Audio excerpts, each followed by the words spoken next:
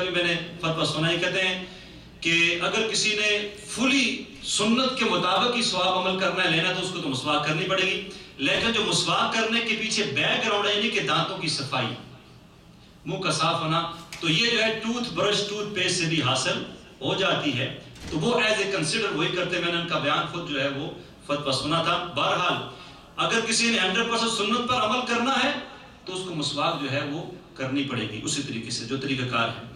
تو اب حجت الاسلام امام محمد غزالی رحمۃ اللہ فرماتے ہیں مسواک کے وقت جب دانت صاف کرتے ہیں اس وقت نماز میں قرآن مجید کی قرأت اور ذکر اللہ عز و جل کے لیے منہ پاک کرنے کی نیت کرنی چاہیے۔ اب کیا ہے، یہ تو ایک بات ہوگی۔ میں آگے بڑھنے سے پہلے اپنے صفتر بھائی، کیونکہ صفتر کا جو معنی ہے نا وہ ہے صفوں کو چیرنے والا، دشمنوں کی صفوں کو چیرنے والا۔ تو یہ بھی کیونکہ فیس بک پہ لگے رہتے ہیں اور ظاہر سنیوں کی پہچان کرتے رہتے ہیں، ساتھ دوسرے کے صفوں میں ارتعاش پیدا ہوتا رہتا ہے۔ تو یہاں پر جو اٹیچ واش روم ہوتے ہیں تو وہاں پر میں دوبارہ ان کے لیے ذکر کر رہا ہوں کہ کوئی بھی کلام ہم زبان سے جو ہے کوئی بھی ذکر نہیں کر سکتے۔ تو اگر آپ نے بسم اللہ پڑھنی وضو سے پہلے یا بسم اللہ والحمدللہ پڑھنی تو you have to come outside from the washroom, باہر سے آپ پڑھیں اور پھر دوبارہ جا کے آپ کو وضو سٹارٹ کریں۔ اب اس کے بعد آپ نے سیدھے ہاتھ سے 3 چلو پانوں سے 3 کلیاں کیجیے اور ہر بار منہ کے ہر پرزے پر پانی بہہ جائے، یعنی کہ صحیح طریقے سے کلی ہو، یعنی کہ بار کر دیا، ہر اندر جو پرزا سارا اس پر یہ ہے وہ پانی وہاں پہنچے۔ اور اگر روزہ نہ ہو تو غرغرہ بھی کیجیے، اگر آپ کا روزہ نہیں ہے تو کلی بھی کیجیے، سب اس بعد وہ جو ہے وہ غرغرہ بھی کیجیے۔ اب اس کے بعد پھر سیدھے ہاتھ کے 3 چلو یعنی کہ 3 چلو 3 بار ناک میں نرم گوشت تک پانی چڑھائیے۔ بعض لوگ جو ہیں وہ لیفٹ ہینڈ سے ناک میں ڈالتے رہتے ہیں پانی، لیکن اس کا طریقہ یہ ہے کہ رائٹ ہینڈ سے آپ نے جو ناک کا جو نرم گوشت ہے یہاں تک جو ہے وہ پانی جو ہے وہ ڈالنا ہے۔ اور اگر روزہ نہ ہو تو ناک کی جڑ تک پانی پہنچائیے۔ اب الٹے ہاتھ سے ناک صاف کیجیے، پانی ناک میں دائیں ہاتھ سے ڈالنا ہے، لیکن صفائی کے وقت آپ نے دائیں استعمال نہیں کرنا، صفائی کے وقت ناک کا آپ نے بایاں ہاتھ ہی استعمال کرنا ہے، اور چھوٹی انگلی جو ہے وہ ناک کے سوراخوں میں ڈالیے۔ اب 3 بار سارا چہرہ اس طرح دھوئیے کہ جہاں سے عادتاً سر کے بال اگنا شروع ہوتے ہیں وہاں سے لے کر ٹھوڑی کے نیچے تک، اور ایک کان کی لو سے دوسرے کان کی لو تک ہر جگہ پانی بہہ جائے۔ جہاں سے یہ بال اگتے ہیں فرنٹ اوپر سے وہاں سے لے کے ٹھوڑی کے نیچے تک، اور ایک کان کی لو سے لے کر دوسرے کان کی لو تک ہر جگہ پانی جو ہے وہ بہہ جائے۔ اگر اللہ کی فضل و کرم سے داڑھی شریف بھی ہے اور احرام باندھے ہوئے نہیں ہیں تو اس طرح خلال کیجئے کہ انگلیوں کو گلے کی طرف سے داخل کر کے سامنے کی طرف لائیے، یعنی کہ گلے کی طرف داخل کر سامنے کی طرف۔ حضرت شبلی رحمۃ اللہ تعالیٰ علیہ آپ بہت علیل تھے، بہت سخت بیمار تھے اور وضو بھی نہیں خود کر سکتے تھے، تو آپ کے خادم آپ کو وضو کرا رہا تھا اور وہ خلال کرنا بھول گیا داڑھی میں، تو آپ نے اس کا ہاتھ پکڑ کے نا تو اپنی داڑھی میں ڈالا کہ اس کا خلال کرنا کو بھول گیا تھا۔ یعنی کہ اتنی کمزوری ہے، ناتوانی ہے، لیکن اس صورتحال میں بھی اللہ کا ولی اتنی سنت، بالکل کتنی محبت سنت کے ساتھ دیکھیں۔ تو اس لیے ہمیں بھی چاہیے کہ پہلے الحمدللہ داڑھی شریف جو ہے وہ اس کا نور چہرے پر آئے، اور اگر ہو تو اس کو الحمدللہ خلال کیجیے۔ اب پھر پہلے سیدھا ہاتھ انگلیوں کے سرے سے دھونا شروع کریں۔ ہم ویسے ٹوٹی ہوتی تو یہاں سے شروع کرتے ہیں، ٹوٹی کا زمانہ یہاں پر، لیکن انگلیوں کے سرے سے جو ہے وہ ہاتھ شروع کریں، اور اس کے بعد جو ہے وہ اسی طریقے سے آپ 3 دفعہ دھونا ہے، اور اسی طریقے سے پھر الٹا ہاتھ آپ نے دھونا ہے۔ اب ایسے ہوتا ہے کہ جب آپ یہاں پر بھی گھر میں بھی وضو کر رہے ہو تو مسا کرتے ہوئے نلکا بھی کھلتا ہی رہتا ہے، مطلب ہاتھ کیا تو نلکا کھلا ہوا ہے تو اسی سے مسا کی اتنی دیر جو ہے وہ پانی جو ہے وہ بھی بہتا رہتا ہے۔ پانی اس طرح بہنا اسراف کرنا یہ گناہ ہے، یاد رکھیے۔ نبی کریم رؤوف الرحیم صلی اللہ علیہ وسلم کی روایت کا مفہوم یہ بھی ہے کہ اگر تم دریا کے کنارے بھی بیٹھے ہو تو پانی جو ہے وہ ضائع نہ کرو۔ تو اگر مسا کرنا ہے تو پھر کیا ہے کہ آپ نے مطلب ہاتھ گیلا کر کے تو ٹوٹی کو نلکی کو بند کر کے تو مسا کرنا ہے۔ مسے کا طریقہ کیا ہے؟ مختلف لوگ مختلف طریقے سے مسا کرتے ہیں، لیکن فرض ادا من کا 1/4 سر مسا ہو جائے گا تو وہ ادا ہو جائے گا، آپ کسی طریقے سے کر لیں، لیکن صحیح طریقہ یہ ہے یہ تینوں انگلیاں جو نیچے والی آپ کی ہیں ان کو جوڑیں اور یہ 2 انگلیاں کو سیپریٹ رکھیں ان سے، ٹھیک ہے؟ تو پھر جو فرنٹ ہے یہاں سے آپ سیدھا پیچھے لے کر جائیں اور دیکھیں یہ دونوں انگوٹھا اور بیر انگلی ابھی ساتھ نہیں ہے، جب پیچھے لے کے جائیں گے اور ہتھیلی بھی یہ نہیں ٹچ ہوئی، صرف بیر انگلیاں ٹچ ہو رہی ہیں، دیکھیں آپ نے؟ اب جب واپس لائیں گے تو آپ پھر اس کو چھوڑ دیں، یہ اس طرح جو ہے جو ہتھیلی رہ گئی اس کو واپس لے کر آئیں، بات سمجھا گی؟ یہ تینوں انگلیاں آپ جوڑ کر رکھیں، یہ دونوں ساتھ لگ رہے ہیں، یہ پیچھے لے کر جائیں اور جب واپس لے کر آئیں تو جو سنت مستحب طریقہ یہی کہ اس کو آپ واپس جو ہتھیلی آپ نے ٹچ نہیں کی ابھی سر کو وہ واپس لے کر آگے تک آئیں۔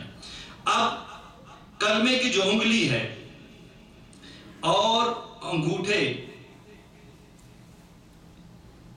یہ دونوں اس مسح میں سر کو مس نہیں ہونے چاہیے، جیسے میں نے کہا یہ دونوں علیحدہ رکھیں، ٹھیک ہے؟ تو یہ سر کو مس جو ہے نا اس کو نہیں ہونا، ان کو سیپریٹ رہنا چاہیے، ان کو مس نہیں ہونا چاہیے۔ پھر کلمے کی انگلیوں سے کانوں کے اندرونی سطح کا، پھر یہ رہے گی اس کے اندرونی سطح کا، دیکھیں کانوں کی، اور انگوٹھوں سے کانوں کی باہرلی سطح کا مسح کیجیے، اور یہ اس کے بعد گردن کا کورس بیک سے آپ نے کرنا ہے۔ گردن کا مسح کرنا یا جس طرح کانوں کا کہا میں نے یہ فرائض میں شامل نہیں ہے، چوتھائی سر کا مسح کرنا بھی کسی نے کر لیا، کانوں کا اس نے نہیں بھی کیا، گردن کا اس نے نہیں بھی کیا تو تب بھی اس کا وضو ہو جائے گا، لیکن یہ مستحب طریقہ اور سنت میں اس میں شامل کر کے آپ کو بتا رہا ہوں تاکہ مکمل پیکج جو ہے وہ ہمیں اس میں فرائض تو شامل ہو ہی جائیں گے لیکن سنت کا نور بھی جو ہے اس میں داخل ہو جائے گا۔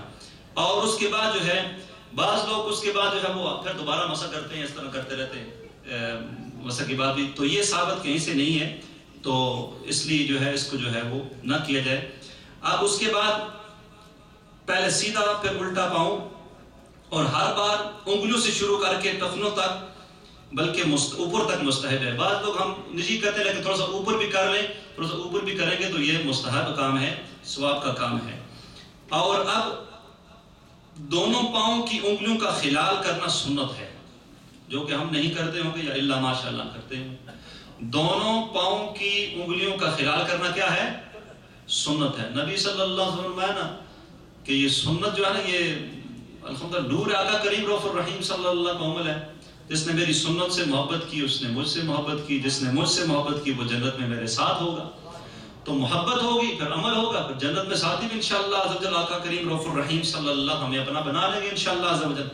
تو اب وہ طریقہ کیا ہے کہ ہم جب پاؤں کی انگلیوں کا جو ہے وہ خلال کریں گے تو وہ کیسے کریں گے؟ وہ طریقہ لیکن اس کا مختلف طریقہ یہ ہے کہ الٹے ہاتھ کی چنگلیاں سے، یہ چنگلیاں ہوتی ہیں، چنگلیاں سے سیدھے پاؤں کی چنگلیاں کا خلال شروع کر کے انگوٹھے پر ختم کریں، اور الٹی ہاتھ کی چنگلیاں سے الٹے پاؤں کے انگوٹھے سے شروع کر کے چنگلیاں پر ختم کیجئے۔ یعنی کہ دونوں پاؤں کی جو آپ نے خلال کرنا ہے وہ الٹے ہاتھ کی چنگلیاں، چھوٹی جو انگلی ہے اسی سے ہی کرنا ہے۔ رائٹ طرف سے آپ اس کی چھوٹی سے شروع کریں گے اور انگوٹھے پر جو ہے وہ ختم کریں گے، اور لیفٹ کے انگوٹھے سے شروع کریں گے اور وہ چنگلیاں پر ختم کریں گے۔ اللہ رب العزت ہم کو جو ہے وہ سنت کے مطابق وضو کرنے کی توفیق عطا فرمائے۔ اب وضو کے بعد کی دعا، ایک بات تو میں نے پہلا بتا، جنت کے 8 دروازے کھولنے کی جو ہے وہ رحمت برکت جو ہے وہ کلمہ شہادت جو ہے وضو کے بعد جو ہے وہ پڑھا جائے، اور اس کے بعد دعا اللہم اجعلنی من التوابین واجعلنی من المتطہرین واجعلنی من عبادک الصالحین، ایک روایت میں ہے، یعنی اے اللہ عز و جل مجھے کثرت سے توبہ کرنے والوں میں بنا دے اور مجھے پاکیزہ رہنے والوں میں شامل فرما۔ تو یہ ایک مختصر دعا ہے، اللہم اجعلنی من التوابین واجعلنی من المتطہرین۔ تو یہ بھی کوشش فرمائیں کہ یاد کر لیں، یاد کر لیں، یہ مطلب ہے تھوڑے سے ورڈز ہوتے ہیں، جب ہم وضو کریں گے اس کے بعد دیکھیں کتنی پیاری دعا ہے، کثرت سے توبہ کرنا، تو اللہ توبہ کرنے والوں کو پسند کرتا ہے، تو اللہ ہماری یہ دعا بھی اپنی بارگاہ میں قبول و منظور فرمائے۔ اب اس کے بعد جو ہے وہ یہ فضیلت میں نے پہلے بھی 2-3-4 دفعہ غالباً بتائی ہے، لیکن اس پر عمل کرنے والے تھوڑے ہی ساتھی ہوتے ہیں، لیکن آج ہم نیت کریں گے انشاءاللہ عز و جل کہ اس پر ہم انشاءاللہ پابندی سے عمل کریں گے، ٹھیک ہے؟ نیت فرماتے ہیں انشاءاللہ نا جی۔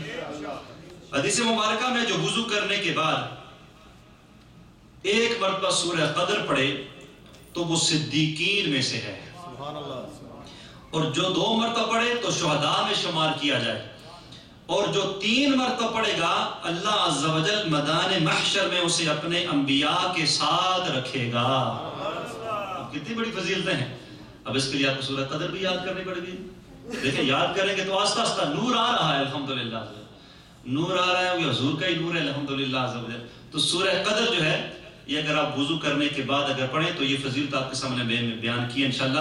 میں بھی نیت کرتا ہوں ایک سے شروع کرتے ہیں. پہلے دن یہ 3 پڑھیں گے تو 2 دن میں تھک جائیں گے. نماز کو دیر ہو رہی تو آہستہ سے شروع کریں, کیونکہ اب ایک دفعہ کام شروع کر دیتے ہیں جذبہ آتا ہے, پھر تیسرے دن ہم ٹھنڈے ہو جاتے ہیں, کہتے ہیں دیکھیے زیادہ ہوگی میری. تو اس لیے جو ہے وہ کام آہستہ گریجولی شروع کریں, پر استقامت سے کریں, استقامت سے کریں. کیونکہ جو چیز ہماری ضرورت ہوتی ہے نا, جو چیز وہ تو مجبوری ہوتی ہے, ہم نے کرنی ہوتی ہے. تو ویسے تو ہر ملک کی مجبوریاں, امریکہ کی مجبوریاں ایکسٹرا ہی ہیں. تو ہم نے بہت سے کام جو ہیں وہ لازمی کرنے ہیں یہاں کے رہنے والے سے.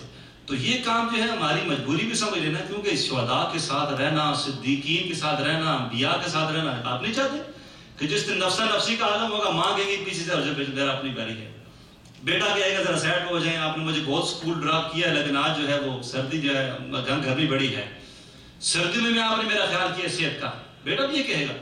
لیکن آج میں کچھ نہیں کر سکتا. اس دن یہ عمل اگر ہمیں کام آ جائے تو کیا ہے, اس میں کیا ہے. یہ سورہ قدر کا پڑھنا عمل, میں انبیاء کے ساتھ ابراہیم علیہ السلام ادھر ہیں, ادھر اسماعیل علیہ السلام ہے, ادھر نبی صلی اللہ علیہ وسلم ہے, گرمی کا تو نام و نشان نہیں ہے. تو وضو کے بعد یہ عمل ہم کو الحمدللہ کتنا فائدہ دے گا. لیکن یہ اس عمل کے پیچھے ایک محبت ہے, نیکی کے پیچھے ایک جذبہ ہے, اس کے اندر سوز و گداز ہے, دوسروں تک پہنچانا ہے, پھر عمل ہے. اللہ رب العزت ہم کو عمل کرنے کی توفیق عطا فرمائے. اور بہت